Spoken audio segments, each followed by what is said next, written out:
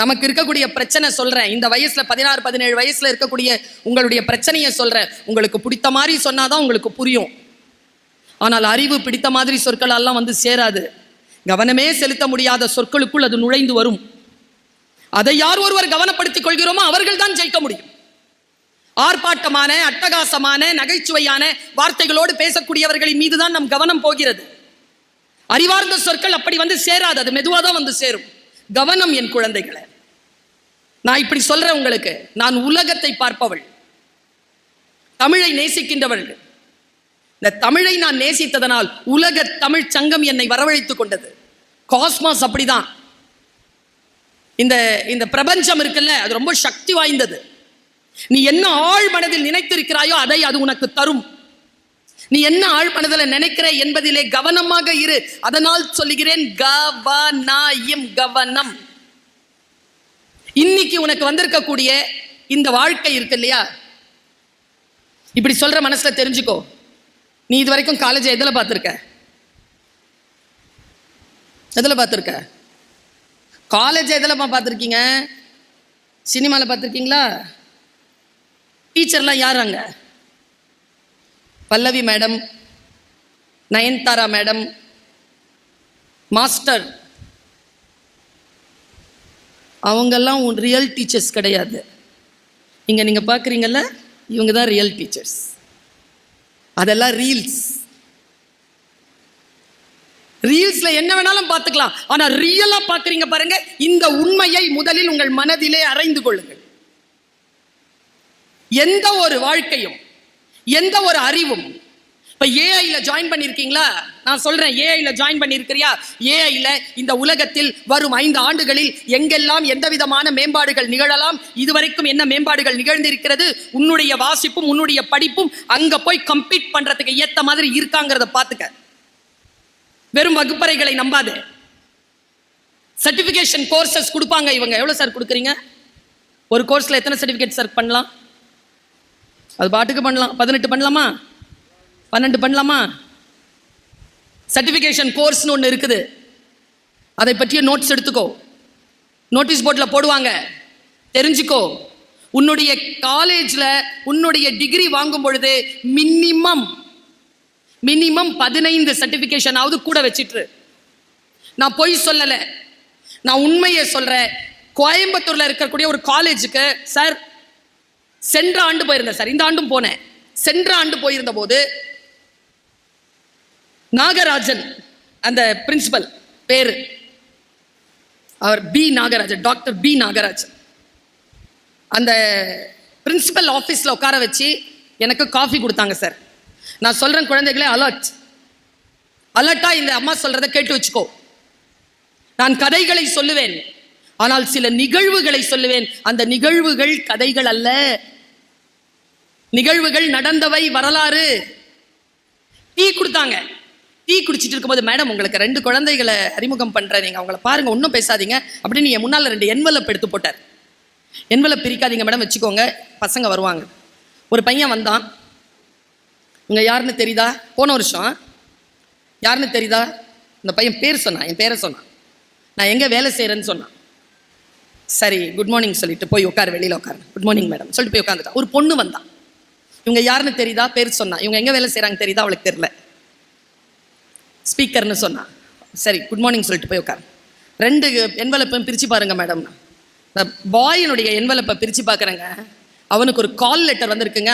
அவன் வந்து 4th year தாங்க. அவன் இன்னும் சப்ஜெக்ட் முடிக்கல. அவன் அந்த கால் லெட்டரை பிரிச்சு பார்க்குற, பர் ஆனம் அந்த லெட்டர்ல போட்டிருக்கிற ஊதியம் எவ்வளவு தெரியுமா? பர் ஆனம் ஒரு வருடத்திற்கு 68 லட்சம் ரூபாய். இந்தியாவில் பெங்களூர்ல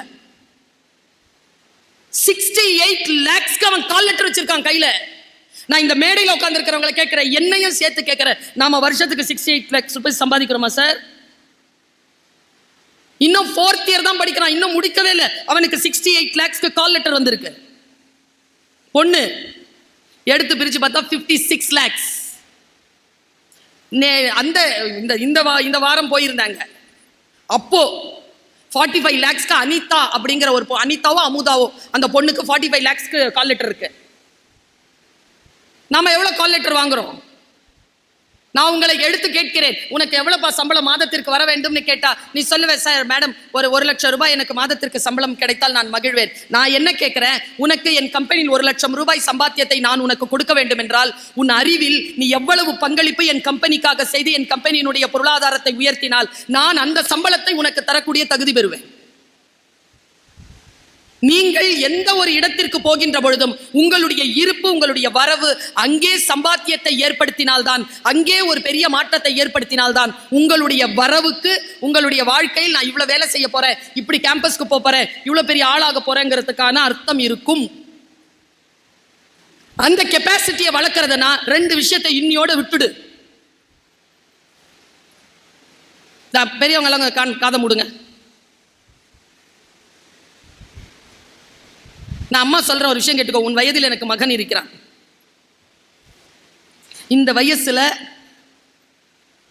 லவ் பண்ணாத, சீரழிஞ்சு போயிருவேன்.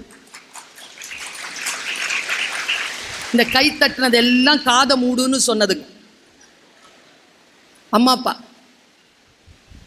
ஏன் தெரியுமா சொல்றேன்? படிக்கணும்னு வந்துட்டோம்னா குழந்தைகளே, லவ் அப்படிங்கிற ஒரு வார்த்தை இருக்குல்ல, அது இட்ஸ் எ கமிட்மெண்ட். மனசு ரொம்ப பாதிச்சிடும். உன்னுடைய இலக்கை நோக்கி உன்னை செலுத்த விடாது. அதுல இப்போ சிக்கிக்காத. யாராவது பார்த்து வச்சிருந்தானா வச்சிக்க, வேணான்னு சொல்லல.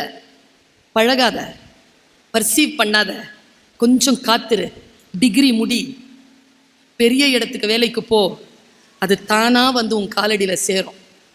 நீ ட்ரை பண்ணவே வேணாம். உன்னை நீ சிறப்பாக்கி கொள். இன்னொரு மந்திர சொல்ல சொல்றேன் இன்னைக்கு, உன் டைரியில சாமி சொல்ற மாதிரி சொல்றேன், எழுதி வச்சுக்கோ. உன் வாழ்க்கை துணையை 17 வயதில் இருக்கக்கூடிய ஆண் பெண் 2 பேருக்கும் சொல்றேன், உன் வாழ்க்கை துணையை இந்த வளாகத்திற்குள் தேடாதே. அவர்கள் இங்கே இல்லை, இங்கே இல்லை. எவ்வளவு கம்முன்னு இருக்குதுங்க.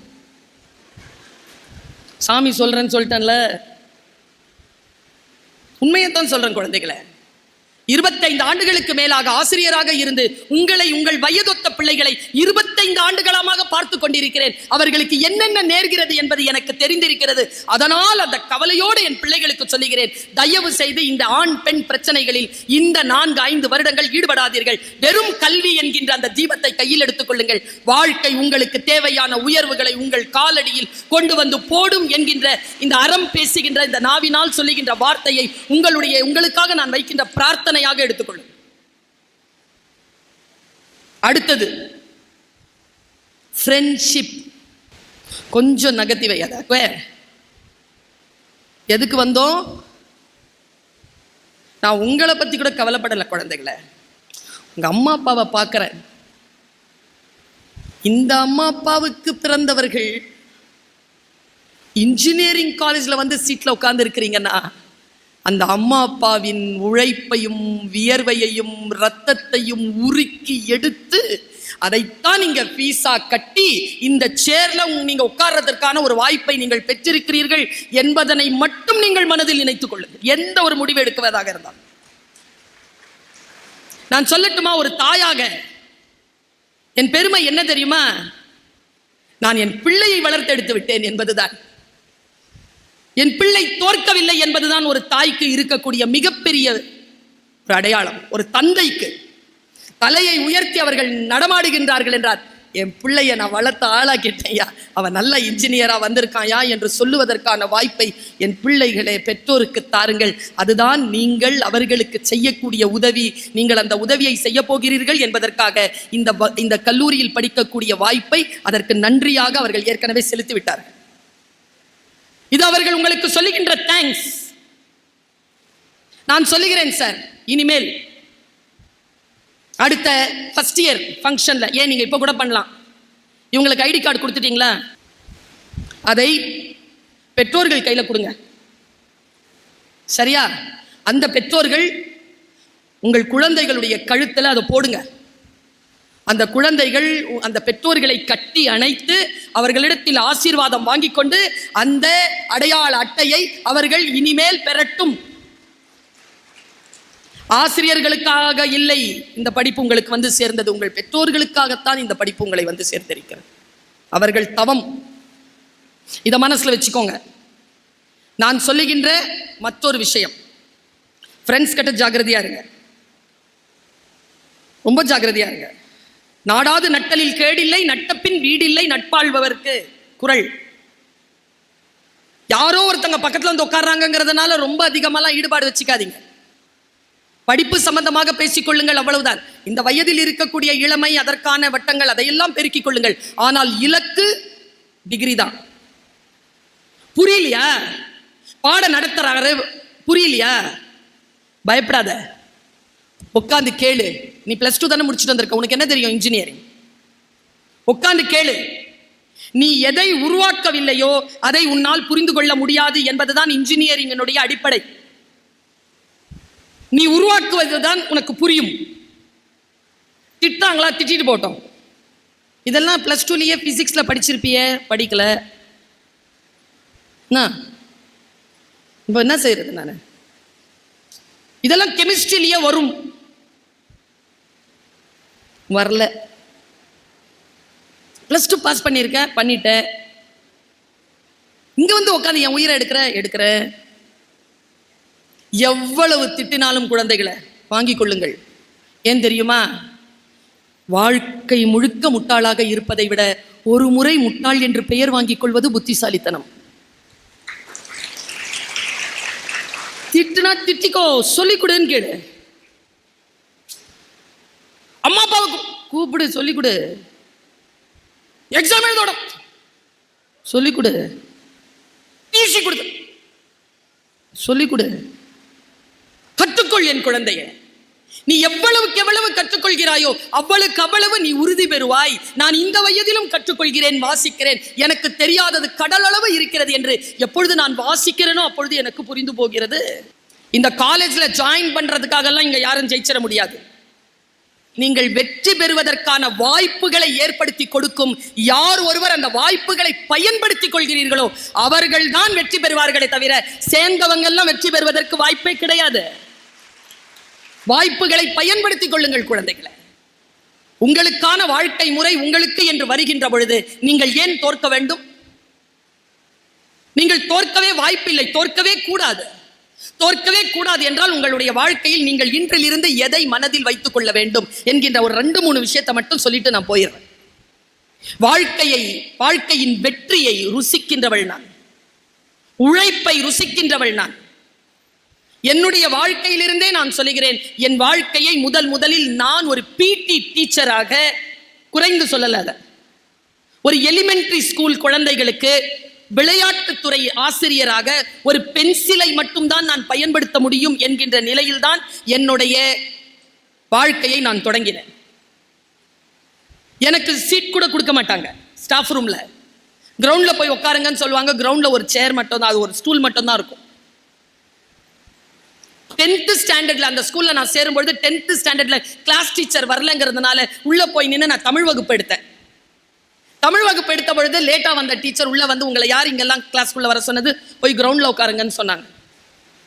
அந்த அவமானங்களை எல்லாம் சகித்து கொண்டு நான் எந்த நோக்கத்தோடு வாழ்க்கையை தொடங்கினேனோ அந்த நோக்கத்தில் பயணம் செய்து ஒரு பள்ளிக்கூட ஆசிரியராக இருந்து, ஒரு கல்லூரியில் விரிவுரையாளராகி, அதற்கு பிறகு துணை பேராசிரியராகி, அதற்கு பிறகு இணை பேராசிரியராகி, அதற்கு பிறகு அந்த தமிழ் துறைக்கு தலைமை ஏற்று இப்பொழுது தமிழ்நாடு அரசின் தமிழ் வளர்ச்சித்துறையின் கீழ் இயங்கக்கூடிய உலக தமிழ் சங்கம் மதுரைக்கு துணை தலைவராகவும் இயக்குனராகவும் பொறுப்பெடுத்து பென்சிலிலிருந்து தொடங்கிய என் வாழ்க்கையை கிரீன் பென்னில் கொண்டு வந்து நிறுத்தி இருக்கிறேன்.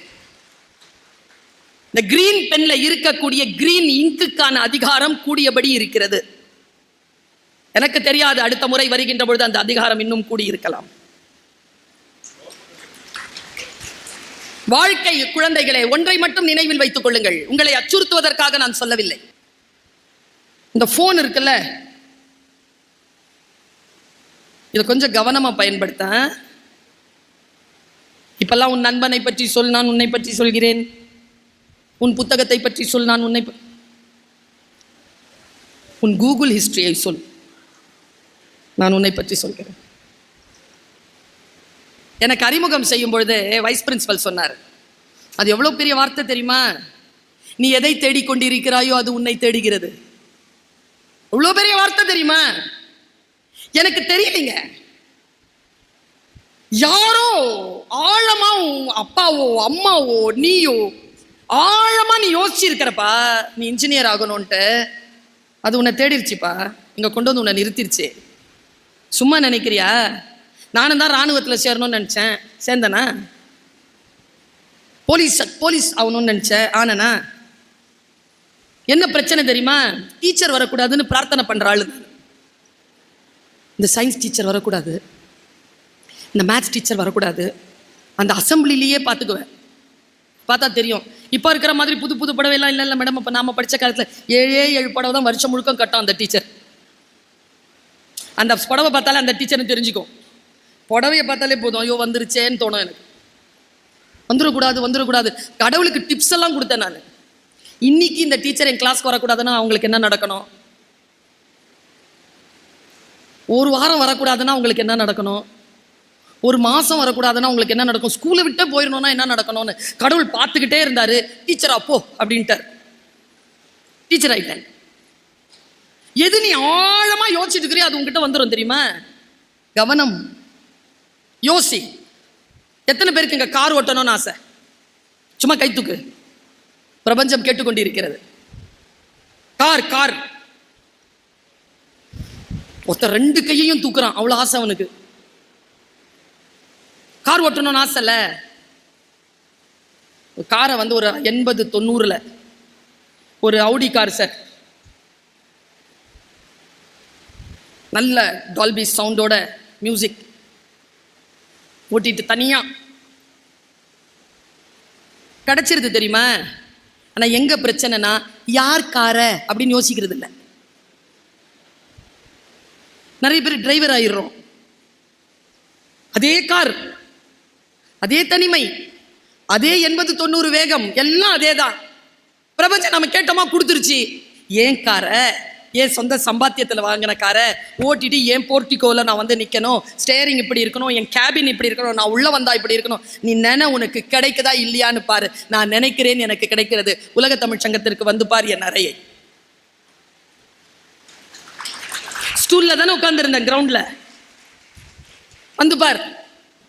பெரியவர்களும் இவள் இதற்கு தகுதியானவர்கள் என்று எடுத்து என்னை அங்கே உட்கார வைத்திருக்கிறார்கள். ஏன் தெரியுமா?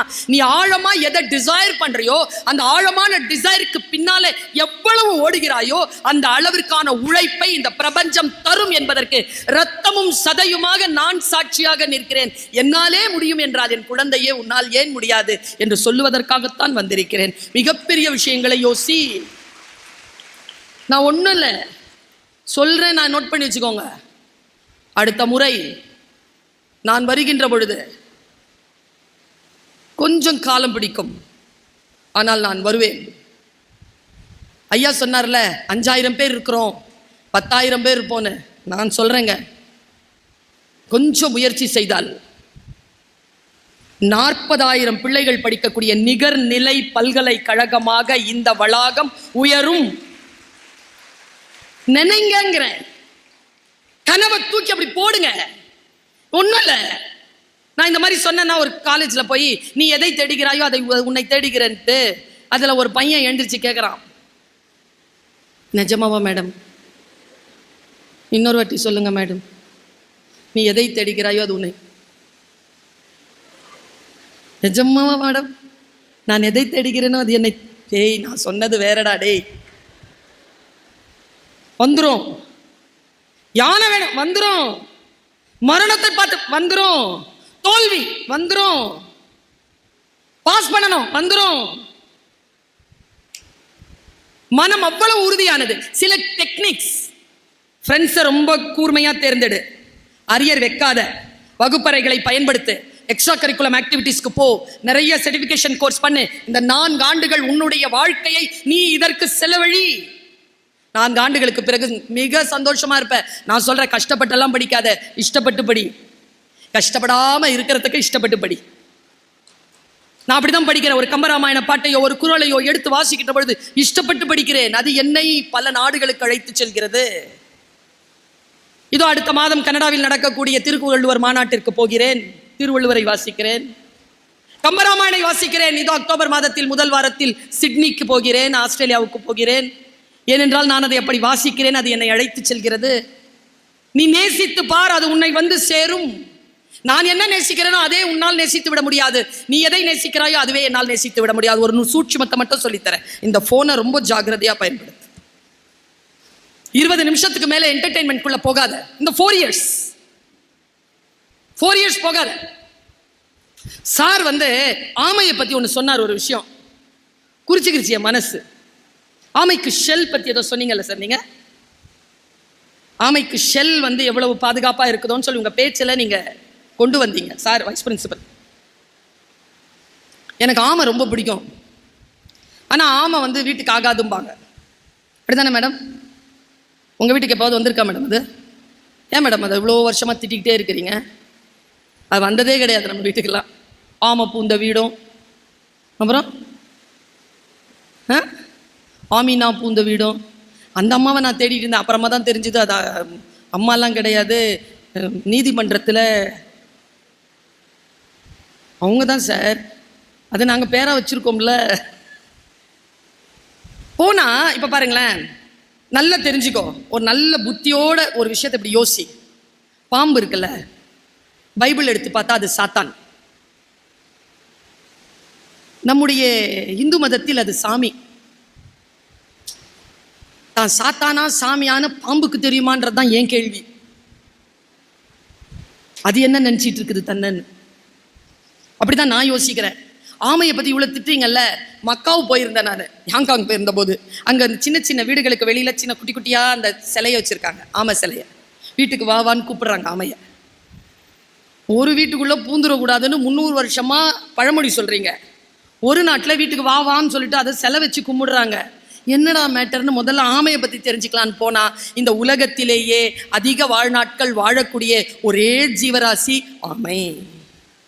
ஃபர்ஸ்ட் சூப்பர் பாயிண்டா, 600 வருஷம் வரைக்கும் வாழுமா சார்? 600.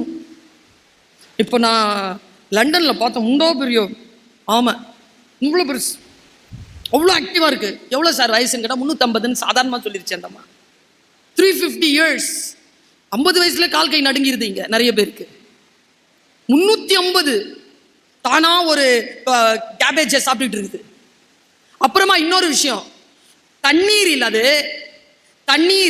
அது இருக்கின்ற பொழுது கடலாமைகள் திமிங்கலங்களை காட்டிலும், ஷார்க்குகளை காட்டிலும், இன்ன பிற ஜீவராசிகளை காட்டிலும் அதிக கிலோமீட்டர் பயணம் செய்பவை. நான் என்ன சொல்றேன், அது நிறைய நாள் வாழறதுனால சொல்றீங்க. இல்ல, 10 வருஷம் ஒரு ஷார்க்கை பார்த்துக்கங்க, 10 வருஷம் ஒரு திமிங்கலத்தை பார்த்துக்கங்க, 10 வருஷம் ஒரு ஆமையை பார்த்துக்கிட்டோம்னா, ஆமை தான் வேகமா பல கிலோமீட்டர் நீந்தி போகுமா. ஸ்லோ அனிமல் தானே அது.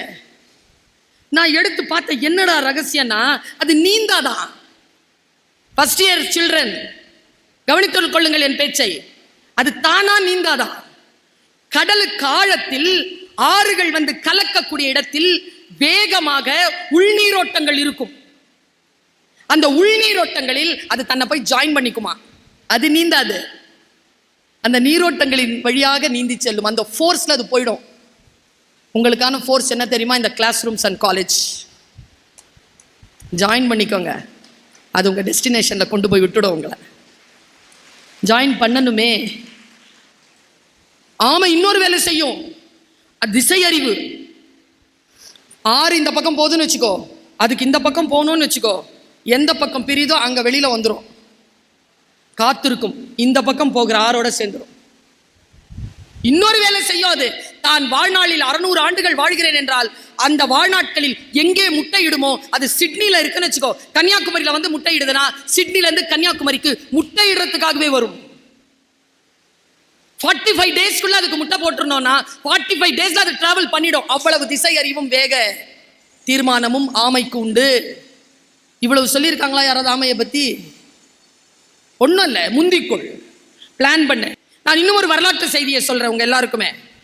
நிலாவுல முதல் கால் வச்சது யாரு? வாய்ஸ் நீல் எப்போ தெரியும் உனக்கு? இது உனக்கு எப்போ தெரியும்? எத்தனை வயசுல இருந்து தெரியும் இந்த விஷயம்? ஒரு 8th ஸ்டாண்டர்ட்ல இருந்து தெரியுமா? உனக்கு விஷயம் தெரியுமா? நாசா போயிருந்தேன். நாசா போய் ஹூஸ்டன்ல இருக்கு, டெக்சஸ் மாகாணத்துல இருக்கு. ஹூஸ்டன்ல இருக்கு நாசாக்கு போயிருந்த பொழுது அங்க எழுதி போட்டிருக்காங்க, அந்த நீல் ஆம்ஸ்ட்ராங் காலடி வச்சான்ல, அங்க என்ன நடந்ததுன்னு நீ கூகுள் பண்ணி பாரு. ஃபர்ஸ்ட் அந்த டீம் போகும்போது 5 பேர் டீம் போயிருக்கு. அந்த டீம் லீடர் பேர் என்ன தெரியுமா?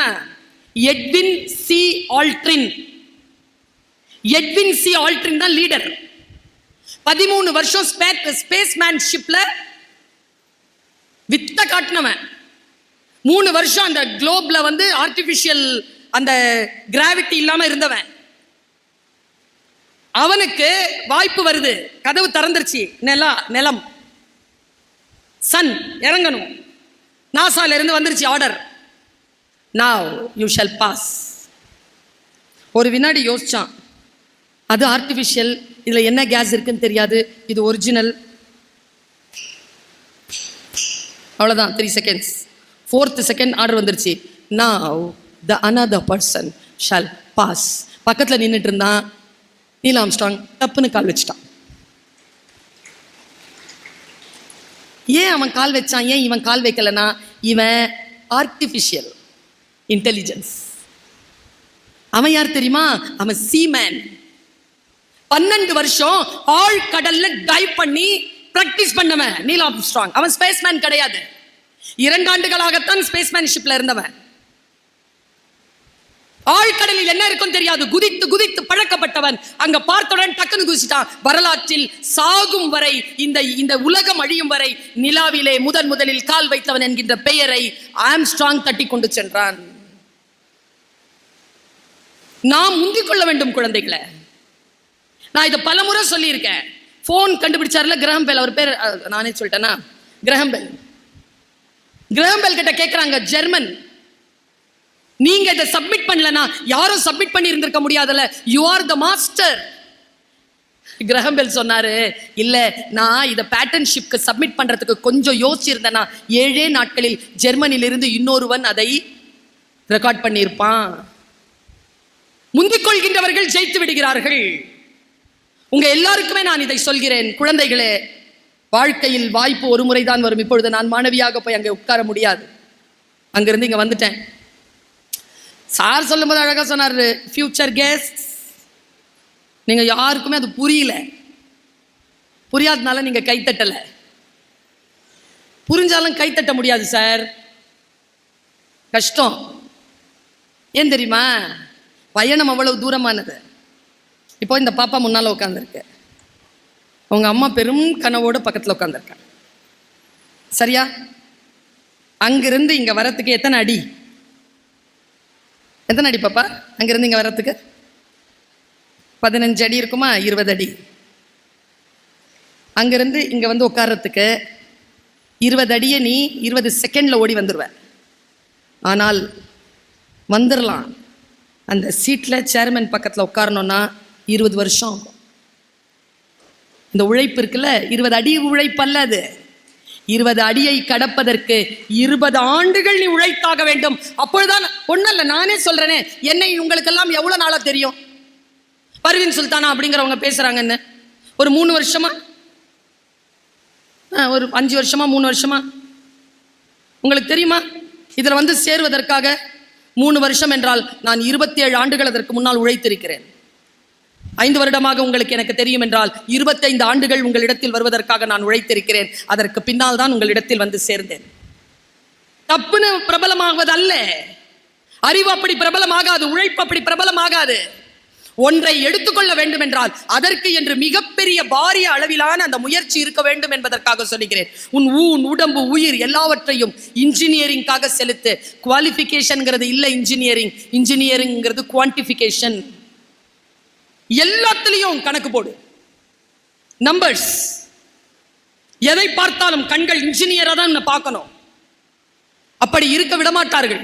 இப்படி சொல்கிறேன், நான் தமிழாசிரியை தான்.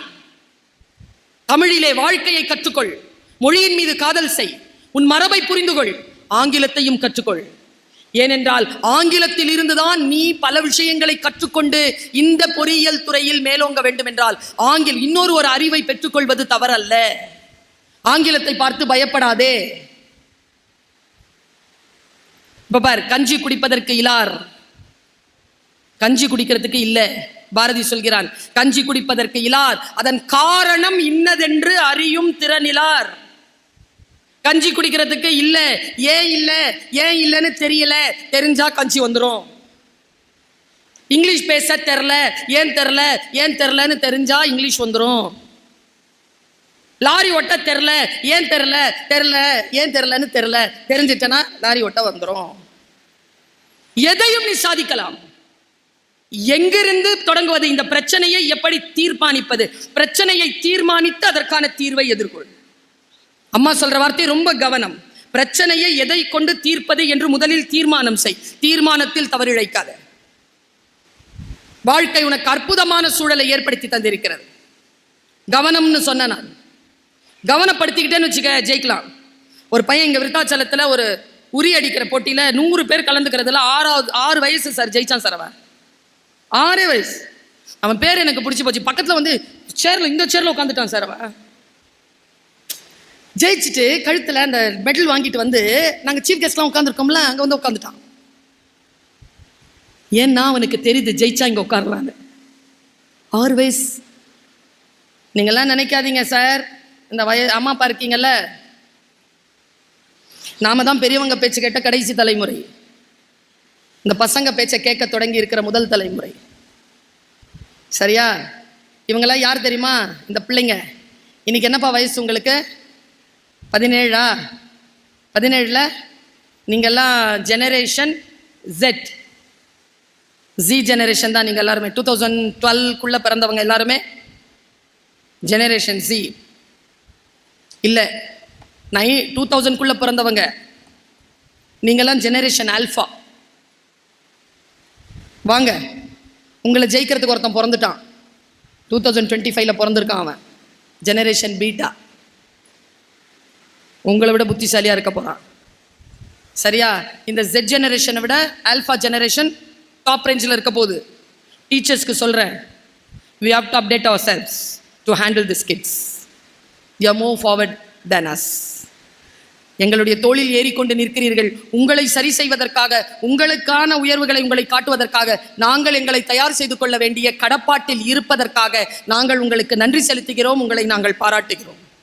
உங்களுக்கு வழிபடுத்துவதற்காக, உங்களுக்கு வழிகாட்டுவதற்காக நாங்கள் எங்களை செதுக்கிக் கொள்வோம். உங்ககிட்ட ஒரு விஷயத்த சொல்றேன். இதுதான் என்னுடைய இன்னைக்கு இருக்கக்கூடிய பேச்சிலே நான் சொல்ல விரும்புவது. இதுதான், பணிவோடு இரு. கற்றுக்கொள்ளுகின்ற வரைக்கும் பணிவோடு இரு. கற்றுக்கொண்டு விட்டால் ஆளுமையோடு செயல்படு. கற்றுக்கொள்வதற்கு முன்னால் துள்ளாத.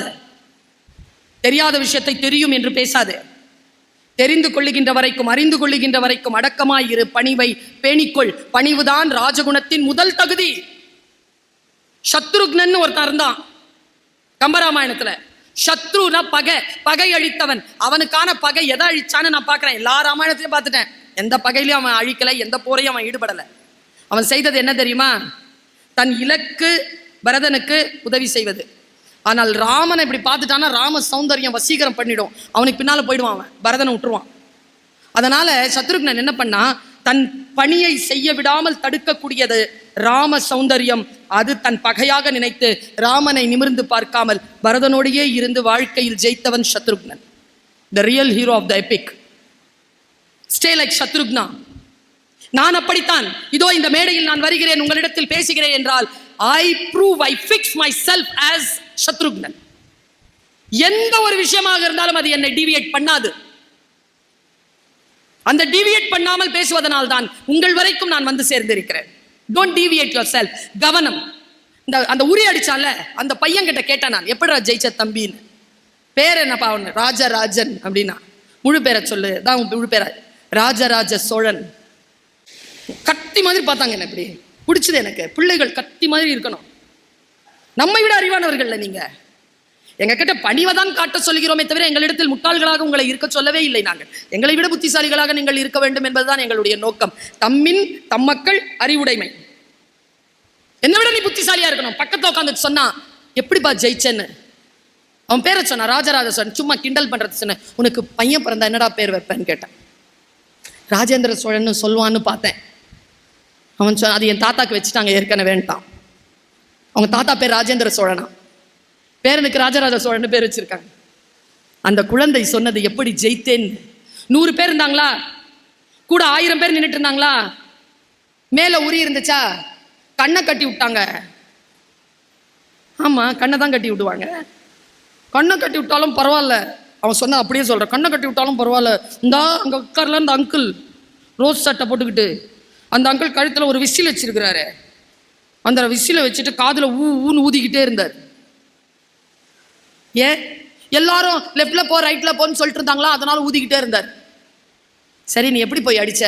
அது என்ன, ஒரே ஒரு ஸ்ட்ரோக் தான். ஒரு ஸ்ட்ரோக் அடிச்சா இன்னொரு ஸ்ட்ரோக்கு வாய்ப்பு இல்லை. எப்படி பாச்சு? ஒரே ஸ்ட்ரோக்ல அவன் அடிச்சிட்டான். அது மேல கீழே போயிட்டு வந்துகிட்டு இருக்கு. எப்படி அடிச்சேன்னு கேட்டா அவன் சொல்றான், வந்தனா கண்ணை கட்டி விட்டாங்களா, காதுல விசில் ஊதுனாங்களா, என்னை சுத்தி விட்டாங்க. Boys and girls listen. வாழ்க்கை கண்களை கட்டும், காதுகளில் ஓ ஓ என்ற விசில் ஊதும், சுத்திவிடும். இருந்தாலும் உன் இலக்கை நீ எட்ட வேண்டும். என்ன செய்வது? அந்த குழந்தை என்ன செய்தன்னு சொன்னான் தெரியுமா? எல்லாரும் லெஃப்ட்ல போ ரைட்ல போ லெஃப்ட்ல போ ரைட்ல போன்னு கேட்டுட்டே இருந்தாங்களா. நான் கண்ணை எனக்குள்ள இப்படி கண்ணை திறந்தில்லை, நான் என் கண்ணை மூடிக்கிட்டு தான் அந்த வாய்ஸ் எல்லாம் கேட்டுக்கிட்டே இருந்தேன். அதுல ஒரே ஒரு வாய்ஸ் எனக்கு கேட்டுச்சு, ராஜா. அது எங்க அம்மா வாய்ஸ். நான் மற்ற எல்லா வாய்ஸையும் 0 பண்ணிட்டு எங்க அம்மா வாய்ஸ் கிட்ட நான் என்னுடைய அறிவை கூர்மைப்படுத்தினேன். ராஜா, லெஃப்ட்ல போ, ரைட்ல போ, நில்லு, கைய தூக்கு, அடிச்சிடாத, அப்படியே நில்லு, கொஞ்சம் லெஃப்ட்ல போ, கொஞ்சம் முன்னால போ, அவ்வளவு இல்ல பின்னால வா, கைய தூக்கி அப்படியே இரு, கைய ஓங்குற மாதிரி பின்னால எடு, அடாம அவனே. நான் அடிச்சா உடஞ்சிருச்சு. ஏன்? அம்மா சொல்லிக்கொண்டே இருந்தாள், அவன் அதை செய்து கொண்டே இருந்தான். இங்க ஆசிரியர்கள் இருக்கிறார்கள், நிர்வாகம் இருக்கிறது, உன் பெற்றோர்கள் இருக்கிறார்கள். இவர்கள் மீது கவனம் வை. யார் சொன்னாலும், யார் சொல்லுவது கேட்டால் உன் வாழ்க்கையில் வெளிச்சம் பெறுவாயோ அந்த வாழ்க்கை, அந்த இலக்கை நோக்கி நீ முன்னேற வேண்டும். என் குழந்தையே, சிறகை விரி, பற. நானும் உன் வயதில் இருக்கின்ற பொழுது சிட்டுக்குருவி போல் தான் உணர்ந்தேன். விரிய விரிய தெரிந்து கொண்டேன் நான் சிட்டுக்குருவி இல்லை ராஜாளி என்று. இதோ பறந்து கொண்டிருக்கிறேன் வானத்தில். சிறகை விரி, எழு, பற, வா. வானம் காத்திருக்கிறது, நானும் அங்கேதான் பறந்து கொண்டிருக்கிறேன். சந்திப்போம். நன்றி, வணக்கம்.